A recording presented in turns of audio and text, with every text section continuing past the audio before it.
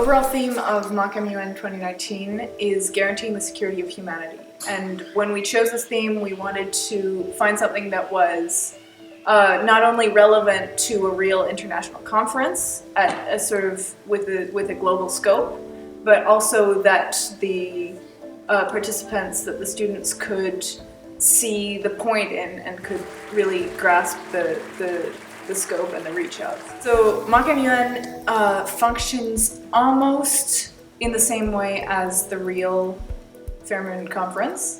Obvious difference is that it's held in our school rather than in a very prestigious UN organization. Donc le MockMUN a 3 buts principaux. Le premier but, c'est de permettre aux élèves de vivre les rôles qu'on pourrait vivre à Fairmont. Le deuxième but, c'est d'observer les chairs, puisque les chairs sont encore en cours d'observation durant le MockMUN. Et le troisième but, c'est d'entraîner le board, puisque le board, c'est la première fois qu'il fait ça. Et donc, ça nous met, nous, le board, dans une situation réelle dans laquelle on voit un peu comment ça se passe une conférence.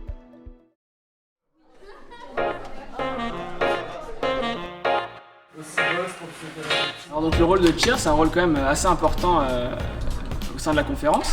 Tout d'abord, on a des rapports à faire par rapport à nos problématiques pour faire un peu un point de vue global sur la problématique en question. C'est grâce à ces rapports-là que les délégués ils vont un peu comprendre la problématique et qu'ils vont pouvoir réaliser leur TPG, donc leur texte de politique générale sur leur pays. Donc c'est un peu le début de toute la préparation des délégués, donc c'est vraiment important de bien le faire. C'est très intéressant d'être chair et de diriger un peu une équipe. Mais des fois, on peut observer le débat et on voit un délégué qui dit quelque chose et on a envie en fait d'intervenir en tant que délégué nous-mêmes car on voit qu'il a fait faux. Donc ça, moi je trouve ça assez dur de regarder le débat et de prendre du dessus et au-dessus de notre envie d'intervenir en fait dans ce débat. On doit être toujours là pour pouvoir leur répondre par mail et via le drive avec les travaux qu'ils peuvent nous rendre. Et puis encore un point du chair, c'est qu'il doit vraiment faire naître la cohésion au sein du comité, donc entre les interprètes, les délégués et les admins, c'est vraiment lui qui régit un peu tout ça, donc c'est un peu son but de faire justement naître cette cohésion au sein du comité. Alors le conseil de sécurité, déjà, au lieu de débattre une résolution par une résolution, on fait une résolution par problématique, donc on débat clause par clause, et après on vote la résolution dans son entièreté. Et ce qui est bien, c'est que ça apporte un peu de dynamisme par rapport aux autres comités, c'est vraiment un peu plus vivant. Il y a des amendements presque à chaque clause, donc plus avec les vétos de chaque pays, parce qu'il y a 5 pays, les P5 qui ont un droit de veto qu'ils peuvent utiliser donc pour les clauses, et ça apporte quelque chose en plus par rapport aux autres comités, ce qui est plutôt pas mal.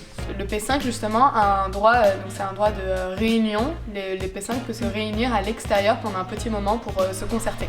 On était en train de discuter, la Chine avait proposé une clause stipulant que les États-Unis et la Russie devaient diminuer leur stock d'armes nucléaires pour arriver au même niveau que les autres petites puissances nucléaires afin que toutes les puissances nucléaires soient au même niveau à peu près d'armes nucléaires. Seulement les États-Unis et la Russie ont posé leur droit de veto pour refuser que cette clause passe. Vous faites tout ça juste pour l'argent? No. The point is we spend a lot of money on it. We've invested a huge amount of money and it's built our country up for safety of possible attacks. So like she said, we're protecting our own safety and also we don't want to waste money already spent. On va maintenant aller interviewer certains traducteurs qu'on n'a pas encore eu l'occasion d'aller voir, qui sont en plein débat.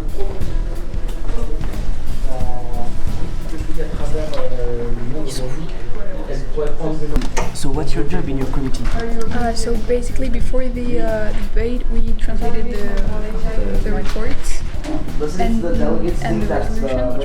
À MockMUN, la chose la plus dure pour la traduction, c'est de mettre en place une bonne relation entre les tiers et les traducteurs, puisqu'on n'a pas eu de séance d'entraînement, de formation pour utiliser les outils comme Google Drive ou Google Docs.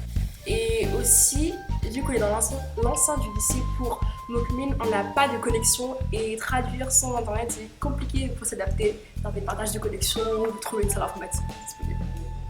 À MockMUN, on a aussi une équipe de presse qui travaille pendant ces 4 heures pour garder une trace de MockMUN, de ces débats et également pour écrire de nombreux articles. Alors la presse à MockMUN, on s'occupe principalement donc, du magazine qui sort en fin de journée, qui regroupe des articles par rapport à tous les comités en français et en anglais. On s'occupe aussi des vidéos et de la photo qui sortent aussi sur tous les réseaux sociaux, donc sur Instagram, Facebook et Twitter. Et on a un photobooth au 3e étage. Alors cette année on a des press takeouts qui sont là pour faire stresser les délégués, entre grosses guillemets. On les met sous pression. Composition démographique de nos candidats. En posant plein de questions d'un coup et en prenant plein de photos. Possibilité de corruption pendant ce premier référendum. On a aussi des reporters polyvalents. On a supprimé l'ancienne relation correspondant-reporter. Cette année, les reporters font tout, donc de la prise de notes jusqu'à l'écriture. Et il y a quand même un reporter en salle de presse qui est là pour harmoniser tous les articles.